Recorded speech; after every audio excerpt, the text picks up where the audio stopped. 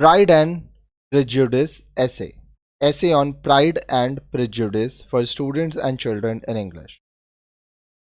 Famous English novelist Jane Austen wrote Pride and Prejudice to portray the story of ordinary human life in times of the Regency era. The book was initially named First Impressions, for then the title would have conveyed on the main themes of the story. That is, first impression can be deceiving. From the first line of the story to the very last, the writer has stressed how inappropriate it is to judge a person on their first acquaintance. The plot novel is set in rural England in the 19th century, where our female protagonist lives with her family, the Bennet family. The Bennet family includes five very different daughters, namely Jane, Elizabeth, Lizzie or Eliza, Mary, Catherine, Kitty, and Lydia. Okay. From the beginning of the story, it is very prominent that Mrs. Bennet is anxious about marrying off all her daughters to suitable suitors. The reason behind her anxiousness is the law that prohibits women from inheriting their parents' estate. Thus, after Mr. Bennet dies, the family estates would be inherited by William Collins. Things take a good turn when the Bennet family hears the news of the Meryton ball that an eligible bachelor named Mr. Bingley and his friend named Mr. Darcy, both with great inheritance, was going to attend. The newly arrived Charles Bingley was immediately attracted to the oldest Bennet daughter, the beautiful and shy Jane Bennet.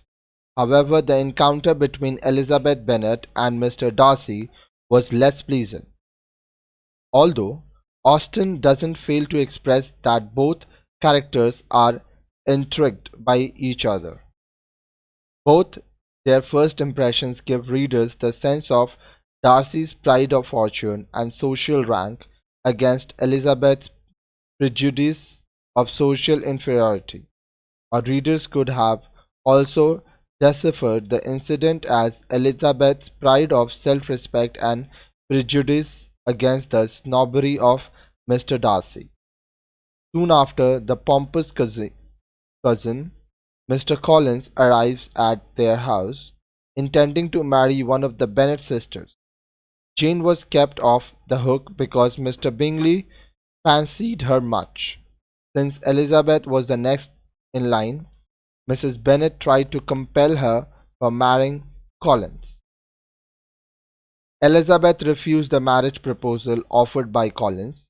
After that, Colin proposed to Elizabeth's best friend, Charlotte Lucas, and she accepted. One of the most discomforting unions in Austen's story was that of Miss Lucas and Mr. Collins. Austen portrayed the cruelness of the society as to the impossible position in which society puts women.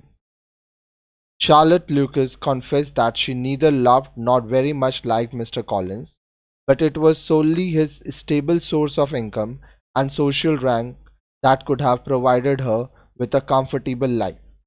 Since Charlotte was a 6-year-old than Elizabeth with no other suitors, it was better to accept Collins' proposal than end up being a spinster with almost no significant position in society. Meanwhile, Elizabeth encounters a charming military officer named George Wickham, and a mutual attraction was observed between the two. Wickham told Elizabeth that Darcy was the reason he was denied his rightful inheritance. Soon later, Bingley, along with Darcy, abruptly departs for London, and this news left Jane devastated. Elizabeth's dislike of Darcy grows as she was convinced it was he who was behind discouraging Bingley's and Jane's relationship. However, Darcy by then had grown increasingly fond of Elizabeth because of her intelligence and vitality. Towards the end of this story, Elizabeth begins to see Darcy in a new light, as she, after reading Darcy's letter, learns about the reason behind Darcy's actions and the truth about Wickham. The plot ends with a romantic happy ending that leaves the readers like we mesmerized and in peace.